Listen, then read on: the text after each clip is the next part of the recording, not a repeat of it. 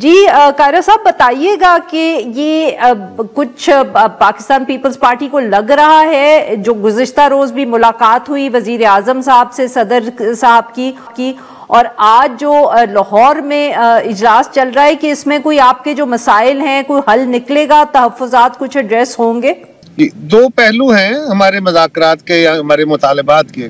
एक वो मुतालबात हैं जो गवर्नमेंट शुरू होते हुए हमारी दोनों जमातों की क़यादत ने आपस में एक मुआहदा किया था लिख के, जो हमारी TORs बने थे। हम कह रहे हैं कि उस पर अमल दरामद करें, उस पर प्रॉपरली अमल दरामद नहीं हो रहा। और ये बात बिलावल साहब ने पहले भी जो है वो निशानदेही की। वो वज़ीर आज़म साहब से 2 दफ़ा मिले, शायद 2 से ज़्यादा दफ़ा मिले। हमारी कमेटियाँ मिली, मुस्लिम लीग की कमेटी, हमारी कमेटी, फिर पंजाब की हुकूमत से मिली। आज फिर उनकी एक मीटिंग है, लेकिन 10 महीने के सरसे में सिर्फ वक्त गेन किया गया है और कुछ नहीं। और ये बात हम बार बार कहते रहे हैं कि मुआहदा वो जो पहले लिखा गया था, हमको नई बात तो कह नहीं रहे, और अगर उस पर अमल दरामद नहीं हो रहा तो हम, क्योंकि वैसे मुखालिफ जमाते हैं जी, इसमें तो कोई शक नहीं है, हम सियासी ज़रूरत के तहत, मुल्क की ज़रूरत के तहत इकट्ठे हैं और हम गवर्नमेंट को सपोर्ट कर रहे हैं। लेकिन जब हमारे वादे पूरे नहीं होंगे तो फिर हमारे कारकुन की जो फ्रस्ट्रेशन है, वो फ्रस्ट्रेशन लीडरशिप के लहजों में भी नजर आएगी, उनके अमाल और अकवाल में भी नजर आएगी, और वो दिन ब दिन बढ़ती जाएगी। ये बात हम बार बार कहते रहे, आज भी कह रहे हैं, आज भी हमारी कमेटी मिल रही है।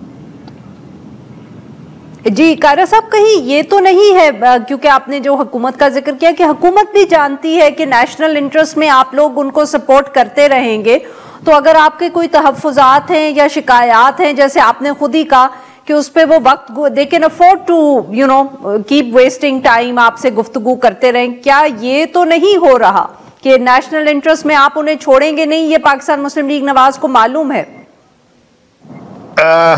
देखिए, नेशनल इंटरेस्ट में ये पीपल्स पार्टी का हमेशा खासा रहा है कि मुल्क के मफाद को हमेशा हमने तरजीह दी है, अपने मफाद को नुकसान पहुंचाया है। ये जो आपने कहा ना कि टाइम गेन करने वाला, ये तासर हमारे यहाँ मजबूत हो गया है।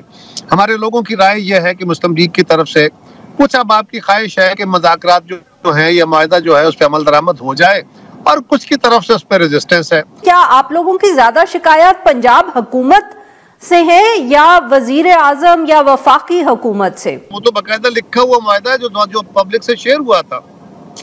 और दूसरा हमारा मसला ये है कि कुछ इश्यूज वो होते हैं जो डे टू डे होते हैं।